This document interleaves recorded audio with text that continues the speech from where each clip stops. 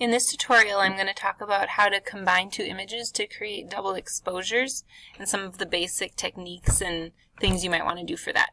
So the first thing that I'm going to do, I have two images that I think might work well together, kind of a spring and fall juxtaposition going on here. So the first thing I'm going to do is look at my layers. I've already edited both of these pictures, but I want to select all of my layers and I want to flatten this image into just one layer. I wouldn't want to do this if I were saving it for anything else or wanted to turn it in for grade on my editing in my layers, but for the purpose of this, I need it to be one thing that I can pull onto my other image. I'm going to go over here and I'm going to do the same with this. Go flatten image, right click on my layers. And then once I have both of my images completely flattened in Photoshop, I'm going to check my size and make sure that they will work well on top of each other. I'm going to aim for as close to a 10 by 8 as I can. I have 300 pixel resolution. And then over here I'm going to come and check this one.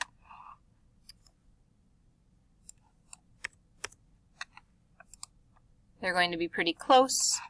Now I'm ready to combine these two images. So I'm going to pull one image out so I can see them side by side. And then I'm going to use my Move tool, which is this little plus sign tool here. And I'm going to drag one image from the Layers panel onto the other. Now I no longer need that.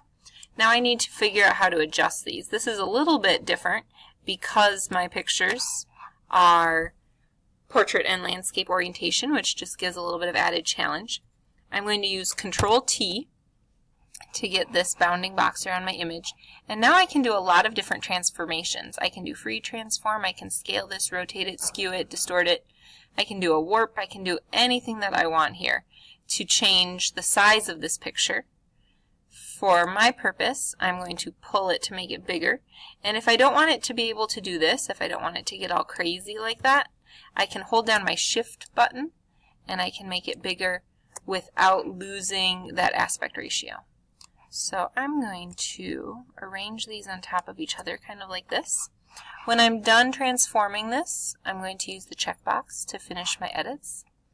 And then I want to decide what I think compositionally would work best with these two images on top of each other. So I'm going to bring my opacity down to about 50% so I can see both images. I'm not done. This is not a completed double exposure. But I'm going to use that to kind of drag this around and consider how the lines might interact with each other. Do I want these two really busy edges to be right on top of each other? Or would it be better if I rotate this? I could use my Control-T again and I could flip this image so that that nice busy line over there kind of plays off this line over here. I could do a lot of different things, but I'm thinking about how my lines merge and interact with each other, what the merging colors might do, and how the subjects are interacting. So I like it better this way. Then, once I've got my images on top of each other and I've got my composition kind of what I want it to be, I'm going to play with my blending modes. My blending modes are right here, and these are very powerful tools that change the way two images interact with each other. So as I'm looking at this, I'm seeing how the effects of the blending modes are different. I can just use my up and down arrows to scroll right through those blending modes. If I want to see my flower picture interacting a little bit more strongly, I can bring back up the opacity and continue playing with it in the blending modes here. I kind of like how that looks.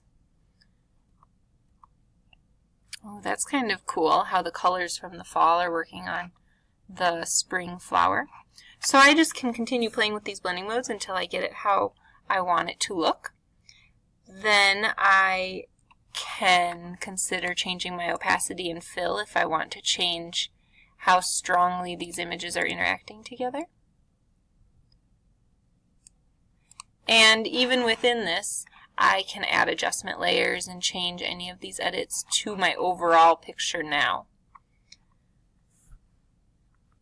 If I think that something in here is too distracting, another thing that I can consider doing is adding a layer mask to one of my layers. and actually erasing part of an image. So maybe I don't like this strong line right here. I've got a layer mask on my flower layer now. I can use my black paintbrush tool and paint on this layer mask. And I've got it at 40% opacity right now with a 35% flow. So I'm actually just erasing my top image if I want to get rid of some of these lines, and pull or push one of the images a little bit more to the front of this composition. So those are some easy double exposure composition tools and some technical techniques, that you can use to make your images work together. If you want to do a selection specific double exposure, that is in a different video.